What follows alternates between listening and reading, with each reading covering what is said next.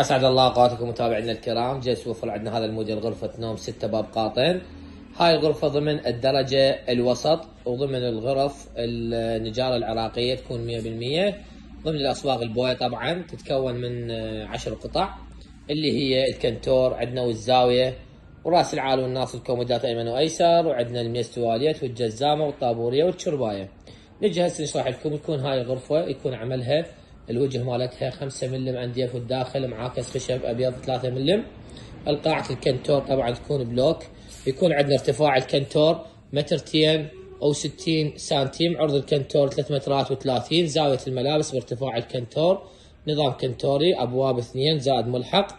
نجي هسه على تقاطيع الكنتور. طبعا هاي الغرفة باللون الرصاصي والتطعيم الذهبي. نجي على اول باب مثل ما تلاحظون، نظام قفايا صوت الفتح والشد، نرمال شريطية على طول الباب. القاعدة بلوك.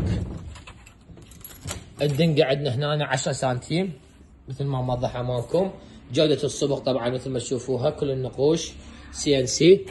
عندنا الابواب الوسط يكون هنا نظام عمل بورة علاقة، وعندنا اعلى الابواب الوسط يكون ملحق، سعة تخزين واسعة.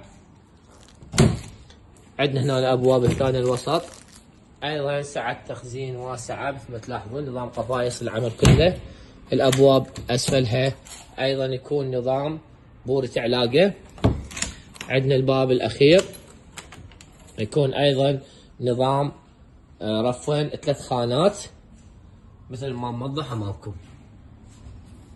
الظهر طبعا يكون شد برغي معاكس. زاوية الملابس طبعا مثل ما تلاحظون، مراية قيافة زائد ملحق مثل ما تلاحظون، ساعة الملحق امامكم. عندنا الشرباية، ملحقات الشرباية طبعا هذا التاج، تاج العروسة، يكون دوشة مشامو.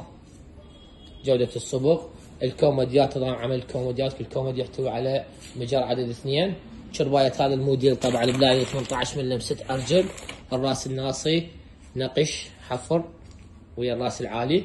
عندنا الميز تواليت يحتوي على مجر عدد 2 زائد باب. كل الكوموديات حفر 5 ملم MDF. الجزامة عندنا تكون بهالشكل هذا، ابواب عدد 2. وشايفين كل الخير.